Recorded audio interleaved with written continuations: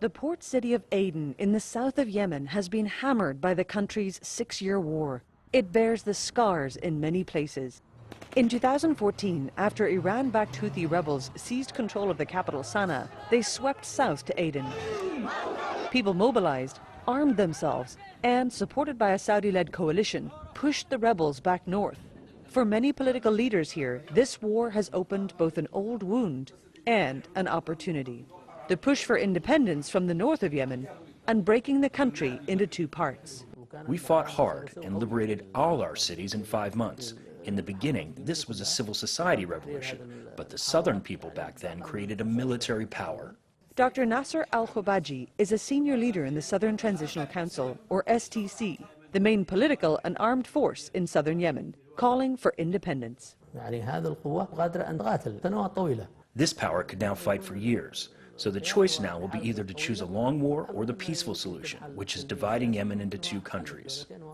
The STC's leaders and military largely rules the south of the country in areas around the city of Aden.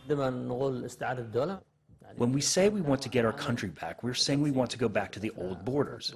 When the British were in the south and the Turks were in the north, the British drew the border. Yemen hasn't been a unified country for long, only since 1990. From the middle of the 19th century, the south was ruled by colonial Britain and local emirs, while the north was a part of the Ottoman Empire. When both the British and Ottoman empires receded after the First World War, local, separate authorities ran the 2 territories as different countries. From 1990 to 1994, Southerners fought and lost a civil war with the North, trying to regain their independence.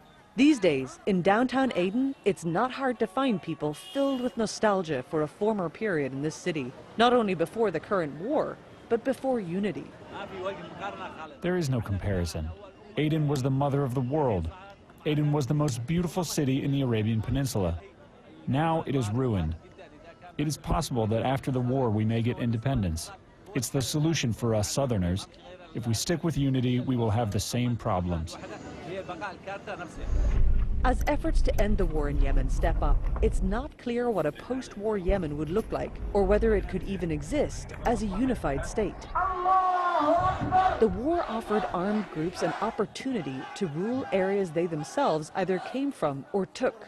Now, bringing those regions all under one government is a serious challenge. There are sort of enclaves of governance in Yemen, and different ones. So there's some that are controlled by the Houthis, some by the government, some by other forces. And so the real question is what happens when the war ends? How do we work that out? And I think part of the answer is probably some sort of federalist system. Ilana Delosier is an expert on Yemen and the Gulf states with the Washington Institute. Conceptually, there's always been a sense of local politics. You know, all politics is local, and in Yemen that has long been the case. And so I'm not sure that this idea that we're going to have one totally psychologically unified Yemen is necessarily going to be the case.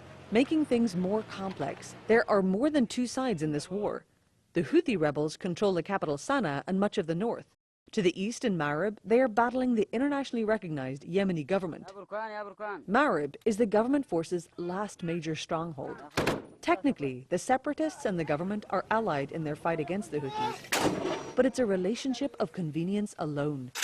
Muddying things further is the fact that both sides are backed by separate regional partners. The Saudis back the Yemeni government forces in Marib, and the United Arab Emirates supports the separatists in the south. Just as Iran is allied with the Houthis, in Yemen, regional players each back a side. Of course, we have a great relationship with the Emiratis. I think they helped build the military power in the south because they were partners in the war against Houthis, and this gave us a relationship with them now and in the future. If the Yemeni government loses Marib to the Houthis, it would weaken them severely in any upcoming peace talks. It could also help the Southerners in their push for independence. In an interview with the NewsHour, senior Houthi leader Mohammed Ali al-Houthi dodged the question of whether a Houthi takeover of Marib would hasten a split of Yemen between north and south. From an Islamic perspective, we want unity between the whole Islamic community. And we hope the Islamic community will get as powerful as the Americans have now. Now the whole world wants unity. Driving between territories controlled by different forces and groups is like driving between different Yemens, each less a part of a whole as the years tick by in this war. The country's fragmentation is coming to feel permanent as each group entrenches. In the capital Sana'a, where the Houthis enforce tight control, few people want to speak openly about politics. Many have been jailed here for opposition to the group, and we were watched very closely as we worked. Most Yemenis are trying to keep their heads down and survive not only this war, but also the politics surrounding potential peace. Yet, hospitality endures. This man, Mr. Al-Arabi, owns a large nut shop in the old city of the capital.